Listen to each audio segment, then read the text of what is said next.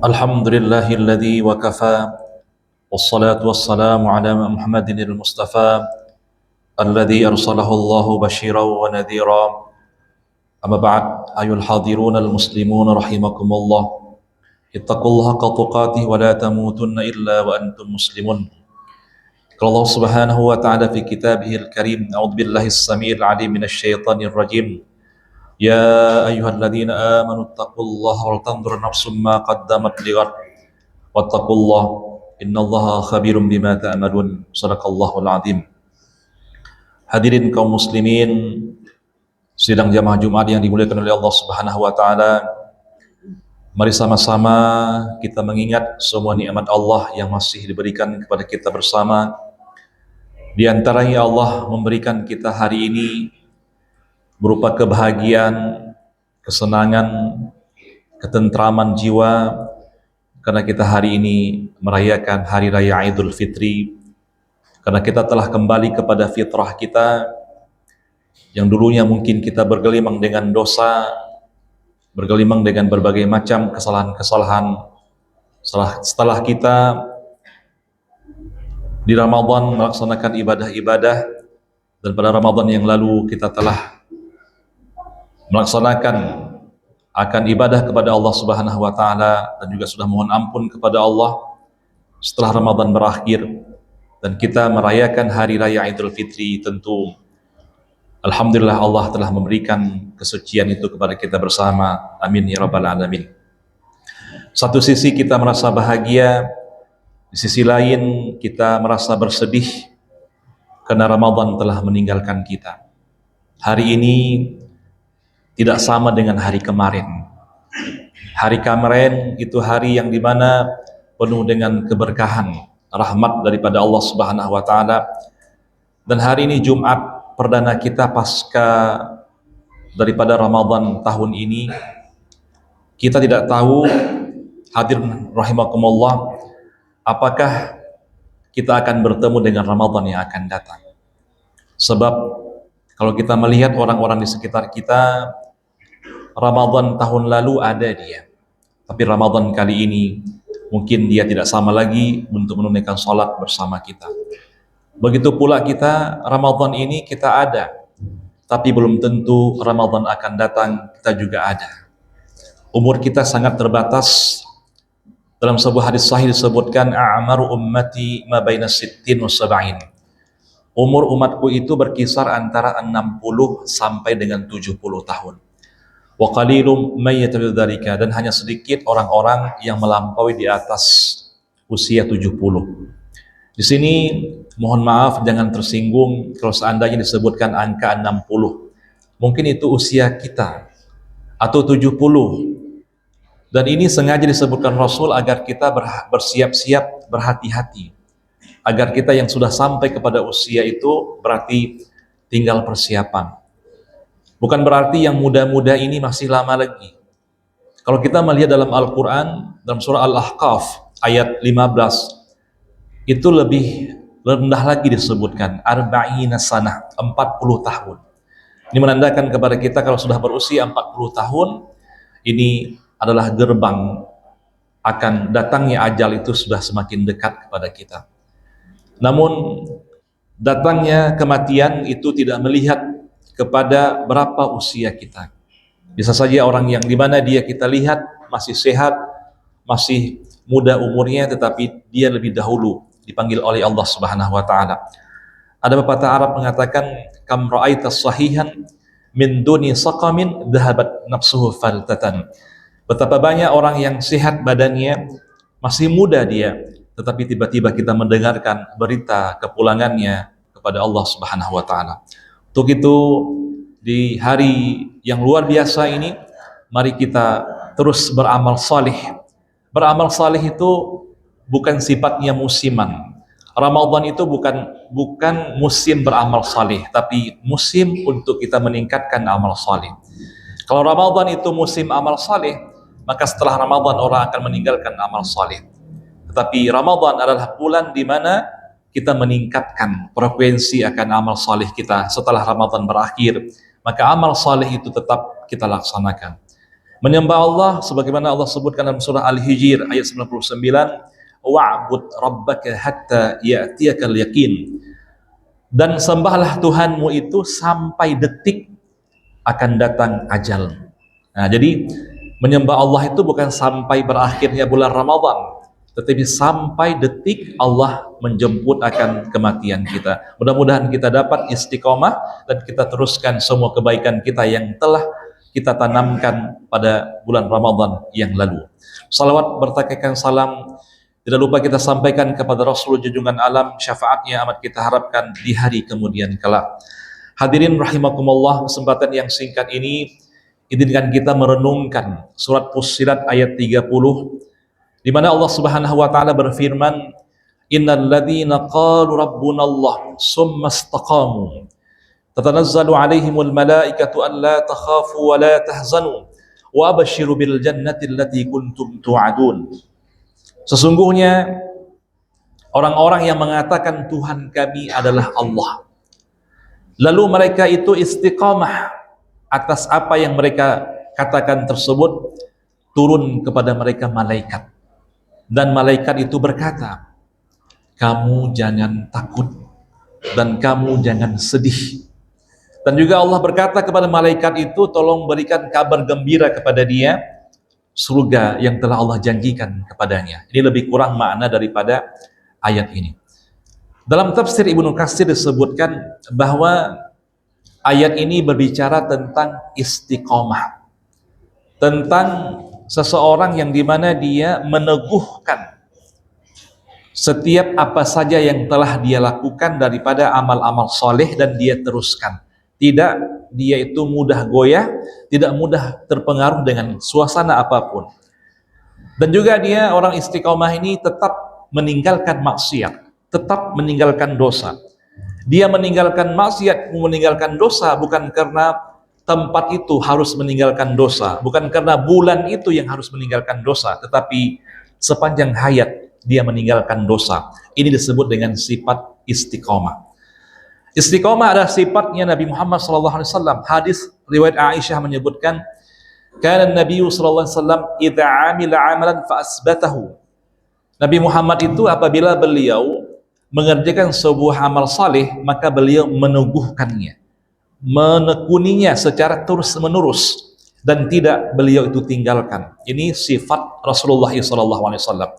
Mungkin berbeda dengan kita. Kalau kita itu beramal saleh, kapan kita suka, kapan kita mau, dan kapan enak selera makan kita. Tetapi Nabi Muhammad SAW, di mana beliau itu kata Aisyah, terus saja mengerjakan amal saleh sepanjang kehidupannya.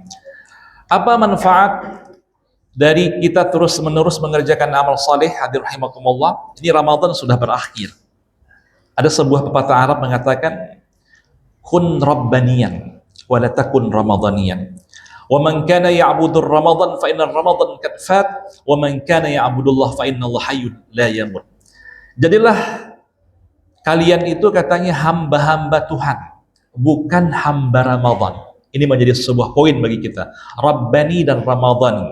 Rabbani itu orang yang terus menyembah Allah, Ramadhani dia menyembah Ramadan. Siapa yang menyembah Ramadan, kata pepatah ini, maka Ramadan telah berlalu. Sudah habis sebulan saja. Hadir rahimakumullah. Tapi barang siapa yang menyembah Allah, Allah itu hidup dan tidak akan pernah mati. Maka oleh karena itu, sesuai dengan ayat yang dalam mukadimah tadi yang kami sampaikan, bahwa menyembah Allah itu sampai ajal menjemput kita. Apa keutamaannya? Ada 3 yang kami akan sampaikan di sini. Fadilah orang-orang istiqomah itu. Yang pertama sekali adalah bahwa Allah akan menutup ajal kita sesuai dengan kebiasaan yang kita lakukan. Ibnu Katsir menyebutkan, man 'asha 'ala syai'in mata 'alaih. Barang siapa yang terbiasa melakukan sesuatu, maka dia akan mati dengan kebiasaan tersebut. Jadi ternyata kalau kita meninggal dunia itu, Allah akan tunjukkan kepada kita apa yang paling kita sukai. Dan Allah wafatkan kita dengan sesuatu yang kita sukai tersebut. Makanya ada hadis, man qala la ilaha illallah dakhalal jannah. Siapa yang mengucapkan la ilaha illallah, maka dia masuk surga. Nah, ini bukan mudah mengucapkan kalimat la ilaha illallah itu. Waktu orang mau meninggal dunia, kita disunahkan untuk mentalkinkan lakinu mautakum bila ilaha illallah. Talkinkan bagi orang yang sudah sakaratul maut, bisikkan ke telinga dia la ilaha illallah.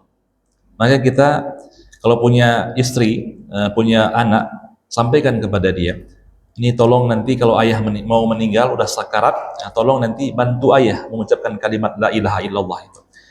Imam Ahmad bin Hanbal saja, seorang ulama besar, rahimakumullah, ketika beliau meninggal dunia, itu sulit mengucapkan kalimat itu karena ada syaitan yang membisikkan ke telinga kita untuk mengucapkan kalimat kafir agar kita keluar dari agama Islam. Makanya ada orang, mohon maaf, dulunya dia muslim, waktu wafatnya dia menjadi orang yang tidak muslim lagi. Nah, ini tergantung kebiasaan kita. Kita lihat misalnya bagaimana wafatnya sahabat-sahabat Rasul dengan amal yang mereka sukai. Umar bin Khattab, hadirin beliau itu wafat ketika sholat subuh. Ketika sholat subuh rakaat pertama baru beliau berdiri, datang orang Majusi, dia tusuk Umar bin Khattab dari belakang. Sedang sholat, bayangkan Umar itu terjatuh, kemudian pingsan. Nah, dibawa pulang ke rumahnya dan dia belum terbangun daripada pingsannya. Dibangunkan, Umar nggak bangun. Apa yang terjadi? Ada sahabat yang namanya Miswar bin Makhzum. Kata Miswar, ada satu rahasia Umar nih, dia bisa bangun dengan satu kalimat. Dia tahu sekali itu kalimat itu apa? Kalimat sholat. Kalau dibisikkan ke telinga Umar nih sholat, maka dia akan bangun. Dibisikkan oleh Miswar ini, wahai Umar, sholat wahai Umar. Maka Umar bangun dan tanpa mempedulikan luka di tubuhnya, maka dia mengangkat takbiratul ihram.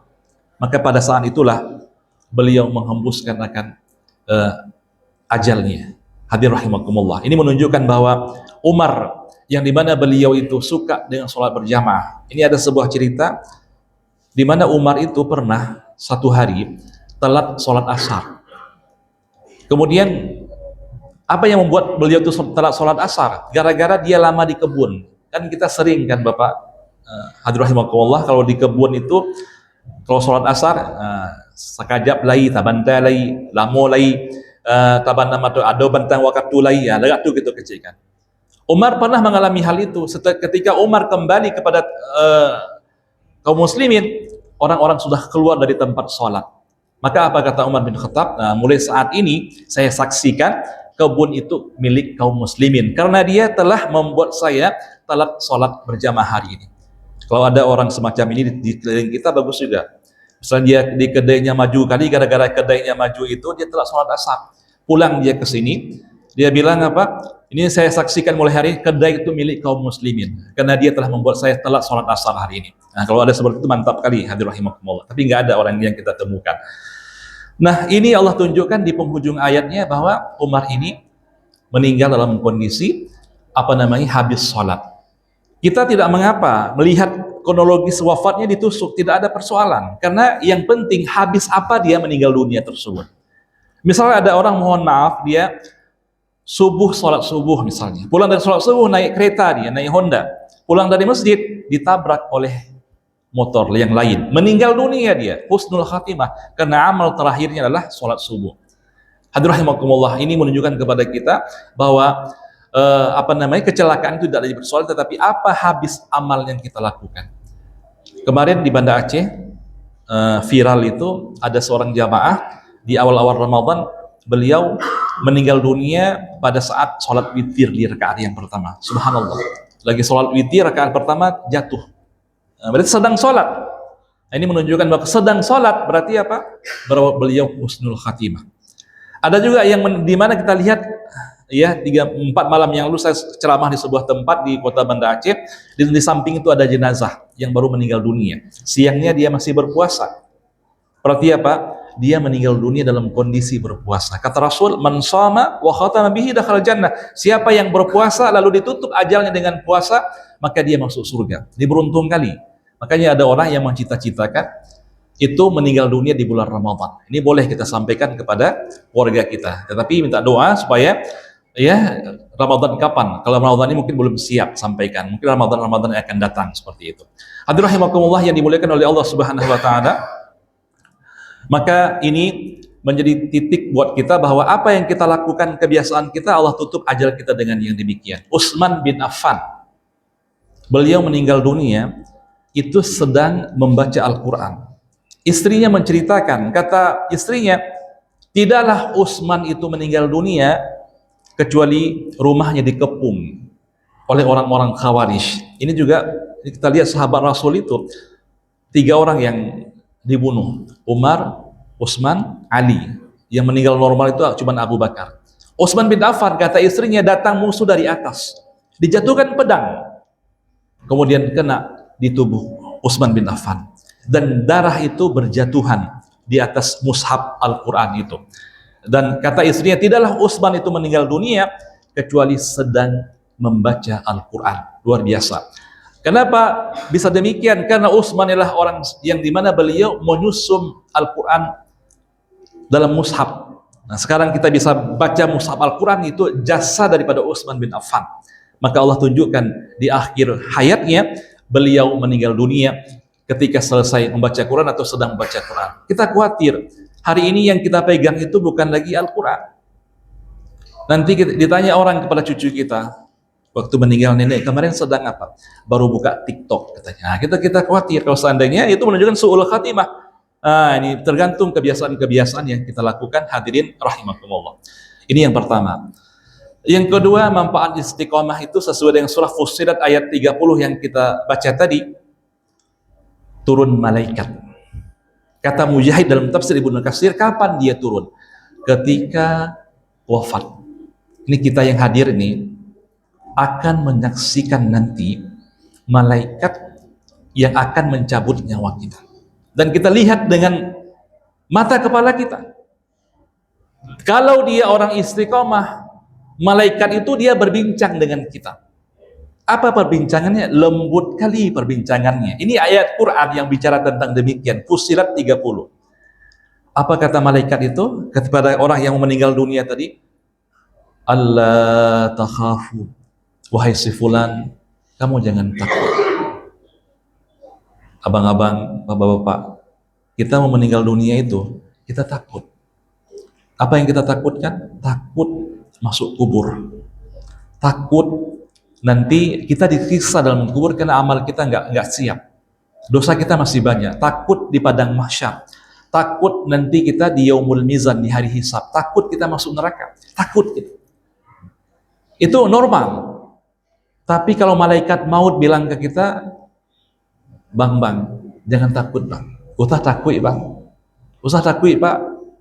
Itu malaikat yang mengabarkan. Bukan malaikat biasa, tapi malaikat maut. Ini ayat Quran yang real.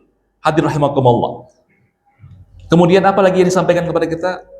Allah takhaf wa la tahzanu. Jangan kamu sedih. Kita kalau seandainya sudah dalam saat sakaratul maut itu dan malaikat itu berbincang dengan kita, dikabarkan saya akan cabut nyawa kamu, kita sedih. Apa yang kita sedihkan mungkin bagi kita yang punya anak itu normal ya. Ingat anak, nanti anak saya kira-kira siapa yang jaga? Nanti orang tua saya siapa yang lihat nanti kalau saya meninggal, kalau saya sudah tiada? Ini adalah normali sifatnya.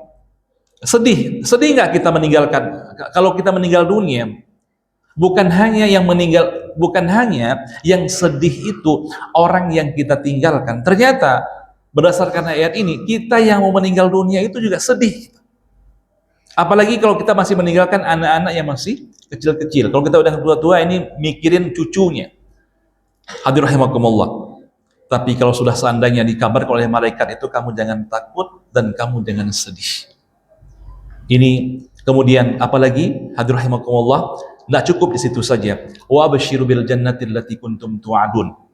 Wahai malaikat, kabarkan kepada dia surga yang nanti bakal dia tempati. Makanya ada orang meninggal dunia, hadir rahimakumullah, orang yang istiqomah tadi, dia udah tahu bakalan dia masuk surga. Makanya ada orang meninggal dunia senyum, lah bahagia hatinya. Nah, ini berdasarkan ayat Al-Quran ini. Ada hadis yang mendukung ini. Nah, di mana hadis riwayat Bukhari menunjukkan tahdhurul malaikatu in kana salihan fayaqul ya ayyatuhan nafsul at-thayyibah ukhriji min nafsi at-thayyibah wa rabbuka radin ghairu ghadbin bik. Kalau dia orang baik-baik, kata malaikat itu, wahai jiwa yang tenang. Jiwa yang tenang dipanggil. Terus kita lihat surat Al-Fajr. Di ujung surat Al-Fajr boleh kita merenungkan ayat itu. Itu dipanggil jiwa kita. Ya ayyatuhan nafsul mutmainnah irji'i ila rabbiki radiyatan mardiyah fadkhuli fi ibadi wadkhuli jannati. Wahai jiwa yang tenang. Kita diimbau oleh malaikat itu, wahai jiwa yang tenang. Berarti baik kali yang meninggal dunia itu. Irji'i, pulanglah kamu katanya. Kalau sekarang mungkin orang pulang kampung, hadir rahimakumullah. Dari Banda Aceh, dari Jakarta pulang ke kampungnya. Tapi hakikat pulang kampung itulah tadi, ketika disuruh pulang oleh malaikat maut. Disuruh pulang ini pulang paksa namanya. Makanya orang yang istiqomah pulang paksa pun dia siap. Seperti kita mungkin mapan hidup di luar daerah. Kapan pun di calling oleh orang tua kita siap pulang saja. Mobil udah siap, ya, uang udah ada, pakaian udah lengkap. Tinggal kita pulang saja. Tapi kalau kita nggak siap, ya, uang ongkos nggak ada, kendaraan nggak ada, waktu disuruh pulang pening kepala kita. Begitulah tadi orang yang disuruh pulang, kondisi sudah siap, maka malaikat mau berkata kepada dia, irji'i ila rabbika, pulanglah kamu ke pangkuan Tuhanmu. Radiyatan mardiyah. Ini poinnya. Tuhanmu ridha kepadamu. Dia tidak marah kepadamu. Fadkhuli fi ibadi, masuklah kamu dalam kelompok hamba-hambaku. Wadkhuli jannati, dan masuklah kamu ke dalam surga. Ini harapannya. Hadir rahimakumullah. Apa kata Allah? Masuk dalam kelompok hamba.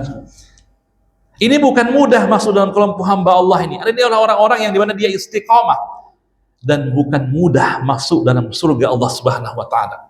Maka Ramadan yang lalu itu sebenarnya menghasilkan surga. Kalau kita betul-betul beramal saleh, wafat kita di bulan Ramadan ini yang lalu, dan kita betul-betul mohon ampun kepada Allah, habis Ramadan masuk surga kita. Surga, kalau saya bayangkan di sini panjang waktunya. Satu nikmat surga yang saya sampaikan kepada hadir rahimakumullah, apa kata Jibril kepada Nabi Muhammad, disuruh sampaikan kepada Khadijah, Allah kirim salam kepadamu. Allah telah siapkan surga buatmu. Surga itu dua, di mana dia kuncinya apa? La sahab wa la nasab. Tidak ada di sana itu hiruk pikuk, tidak ada kemarahan, dan tidak ada rasa letih dan capek. Di dunia ini kalau ada orang kaya, semegah apapun dia capek. Dia nggak tenang, tapi dalam surga itu, udkhulu habis salam, masuklah kamu dalam surga dengan penuh ketenangan. Maka oleh karena itu, kita beramal saleh. Hadir rahimakumullah. Yang pertama, Allah tutup ajal kita dengan amal saleh. Yang kedua adalah di mana waktu meninggal dunia kita enak, tenang. Kalau dia orang yang tidak beramal saleh, itu kasar kali, Bapak. Kasar kali malaikat itu. Apa kata malaikat itu? Ya ayyatuhan nafsul khabisah, wahai jiwa yang busuk, ukhruji, keluar kamu. Rabbuki ghadban, Tuhanmu marah kepadamu, nggak ridho dia kepadamu. Ditarik nyawanya, itu sakit kali, dan bahkan dia pucat wajahnya. Hadir rahimakumullah. Makanya kita ini tujuan kita beramal saleh ini untuk mati kita baik, dicabut nyawa kita mudah, bukan untuk hanya sekedar musiman saja. Makanya tadi kami sampaikan beribadah sampai akhir hayat. Kita berharap habis baca Quran kita, Allah tutup ajal kita. Habis salat berjamaah kita, Allah tutup ajal kita. Ya, habis kita bersedekah, Allah tutup ajal kita. Habis kita berpuasa, Allah tutup ajal kita. Nauzubillah, mohon maaf kalau Allah menutup ajal kita, kita dalam bermaksiat. Kalau sedang bermaksiat, berarti kita sedang dalam keadaan su'ul khatimah. Maka ini harapan kita. Dan juga yang terakhir, dalam ayat tadi, maka orang-orang yang beramal salih terus menerus itu surga miliknya. Bapak, tidak ada harapan kita habis Ramadan ini ya. Di dunia ini sebentar. Tadi saya sampaikan di awal, umur kita 60 sampai dengan 70 tahun. Surga itu nggak ada batas. Dan kita semua akan abadi di sana. Dalam hadis lain disebutkan apa? Hada yaumul khulud. Ini adalah rumah yang kekal abadi. Surga itu terbuat istananya Pondasinya dari emas dan perak. Ada hari ini nggak? Kalau seandainya ada pondasi rumah orang terbuat dari emas dan perak. Kalau ada besok dikorek orang, hadir rahimakumullah. Dalam surga kita akan nikmati itu. Tetapi yang paling tinggi apa? Nanti. Terakhir Bapak Ibu rahimakumullah, hadir rahimakumullah, apa yang paling tinggi dalam surga itu? Ketika Allah berdialog dengan penduduk surga, har raditum, kamu ridho nggak dengan apa yang telah saya berikan? Ya, bagaimana kami tidak ridho, katanya. Kami telah mendapatkan apa sesuatu yang tidak kami dapat sebelumnya. Apa kata hadis ini? Fayakshiful hijab. Allah membuka hijab.